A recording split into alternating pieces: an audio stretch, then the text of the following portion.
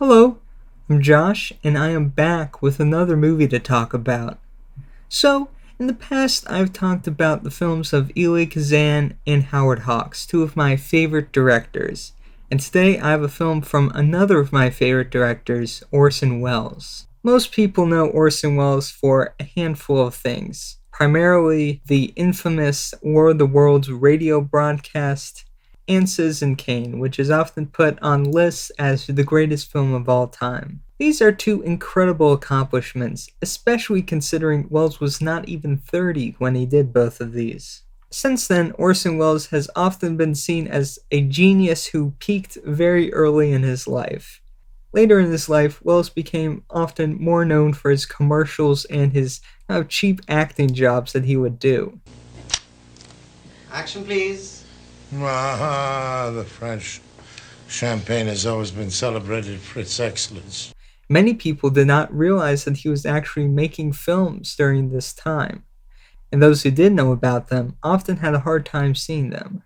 Several of his later films ended up getting locked up in distribution and have only recently gotten a wide release. And one of those films is Orson Welles' classic 1965 film, Chimes at Midnight.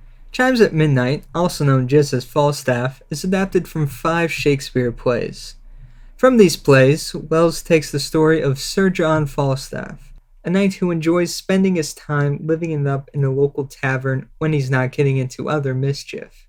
He has a friend named Prince Hal, who he's become a father figure for. Hal's real father is King Henry IV, and as the story goes on, the young prince finds himself more and more torn between the loyalty towards his father figure as well as his duties to his real father as the heir to the throne. However, once Henry IV dies, Hal realizes the importance of what he has to do and takes the throne as Henry V.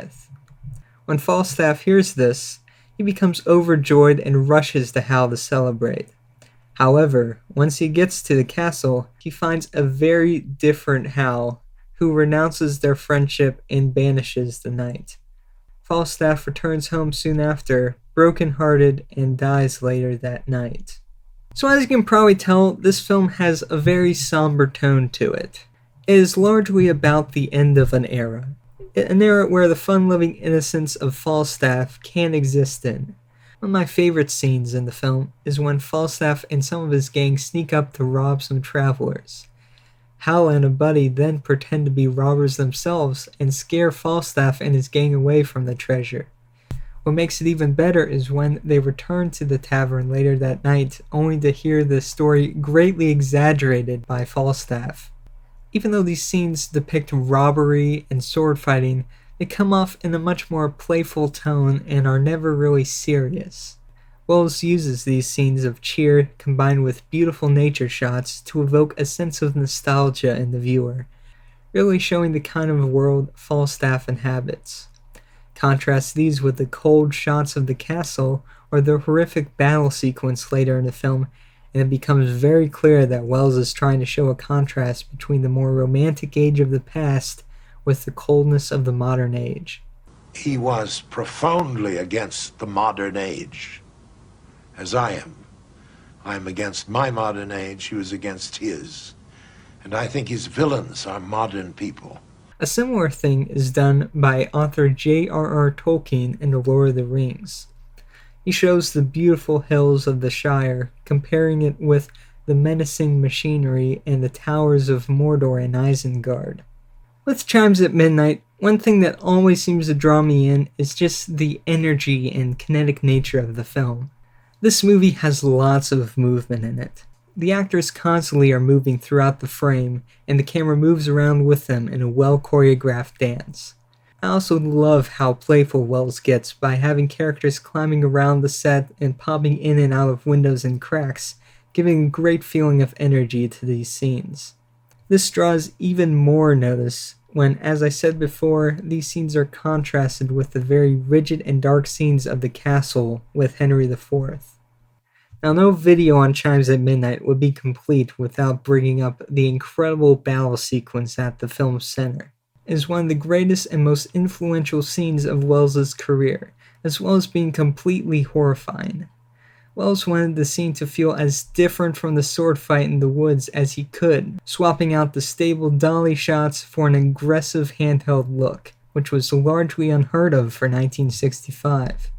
People are being killed left and right, and you can hardly tell who's on which side. Now, in most cases, this would be seen as a mistake as you're confusing the audience. However, I think this is a very intentional choice by Wells. He is showing the chaos and horrors of war in the New Age, and so when he shows Falstaff humorously fleeing the battle, he is further emphasizing how the old world of Falstaff is ending. What makes this battle scene even more remarkable is that it's a clear example of something that could only be done through film. Despite the large scale, Wells made it on a shoestring budget of about $800,000. The battle feels like it could have easily been 1,000 or so extras, but apparently they only had a few hundred for even the largest shots. Wells used careful framing and editing to mask just how few people were actually there.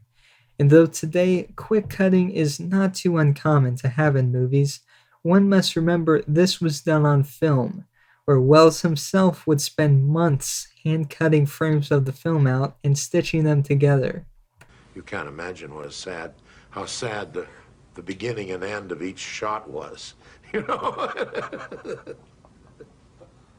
Pitiful in all the wrong senses of the word.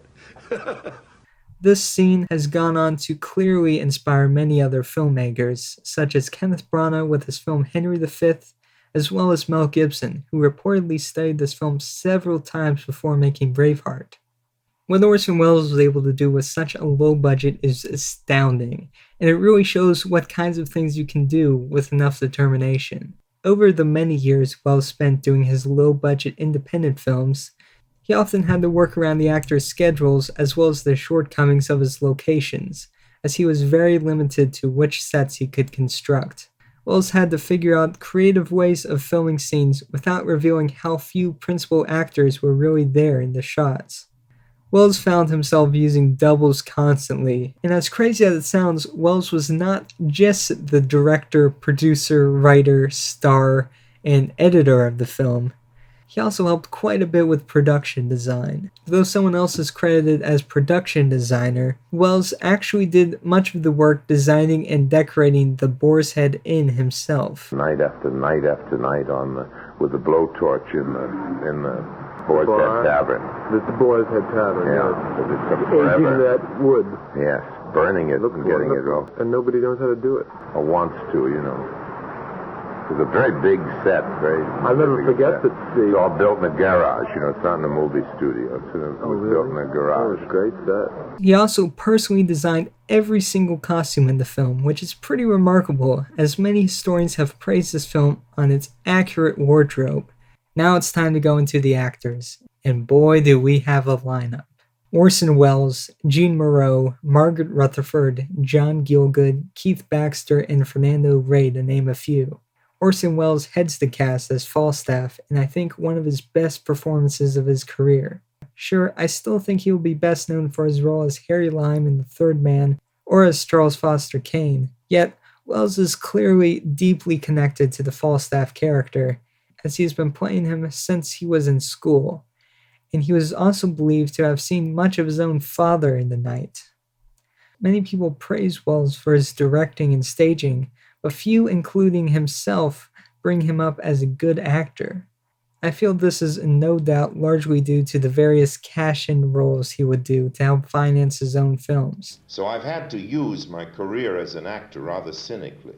I've had to do a lot take a lot of jobs and keep myself alive as a terrible word, movie star, something I never wanted to be, simply because it provided me with the dough to do a few pictures. But to those who don't see him as an actor, I would encourage you to watch the scenes where Prince Hal coldly banishes Falstaff.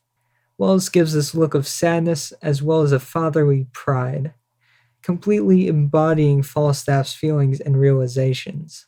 Welles is careful to keep things subtle and restrained between himself and Keith Baxter, who plays Hal. Baxter never sheds any tears during this scene, yet you can still fully feel his emotions. Welles is not usually known for his subtlety, So I think this is a remarkable scene to show his skill as an actor and director. John Gielgud is another great in this film. He was one of the most recognized Shakespeare actors of the time, and he does not disappoint. I mean, there's not much more to say. He's just perfect for the role, and I couldn't see anyone else doing it. Keith Baxter does a great job in this film as the young Prince Hal, and he gives a very energetic and fun performance, which, like many things, is completely contrasted with his cold and more subtle performance during the coronation. Jean Moreau is great in the film as well. She's best known as one of the main actresses of the French New Wave movement, but many don't know that she was also a good friend of Orson Welles and made several films with him. Along with the excellent main cast, all the extras and supporting cast members just feel perfect. Welles often would cast based on interesting faces, and many of the extras appearing in the films are actually waiters and gardeners that Welles would meet and recruit to his film. Welles even cast his daughter Beatrice in the film as Falstaff's page, though he had a boy dub in all of her lines. So there you have it, Chimes at Midnight, one of my favorite films and one I think everyone needs to watch. I know recommending Shakespeare can be difficult for people as language is just very different from what we're used to, but I really believe this film has a lot to offer. And even though you may not follow exactly what the characters are saying, the actors convey their lines well enough that you never really feel lost. That being said, I wouldn't hesitate from looking up a quick summary or familiarizing yourself with the plot. And I'd say if you're new to Shakespeare, that's definitely the best way to go. So if you're looking to watch this film, you are in luck, because before a few years ago, the only way you could really watch this is if you had an actual print of it or like a bootleg DVD. I remember the first time I saw this, it was on a very low quality YouTube video in like 12 parts or something. Yeah, that's basically the only way you could watch it. But since then, it's been beautifully restored and remastered with better picture and sound quality than it really ever had before. The original prints were plagued with several syncing issues, so many of the people that saw it at the time have actually said the restoration is even better than when the film first released. Now, like the past few movies I've talked about, this is available to rent or buy from all the major streaming sites, as well as having a very good physical release. I got this when it initially came out from Criterion, and I was just blown away by the picture and sound quality, as well as just the many supplements and the poster inside, actually. Now, let me show you. There you go. Very cool. So thank you for checking out my video on Chimes at Midnight. And, I've been kind of wondering, I've been talking about Orson Welles quite a bit this episode, and I'm wondering if there are any other Welles fans out there. So maybe in the comments, type in what your favorite Orson Welles film is, and maybe one you'd like to see. Be sure to like and subscribe as well. And until next time, keep watching movies. Alright, I'll see you next week.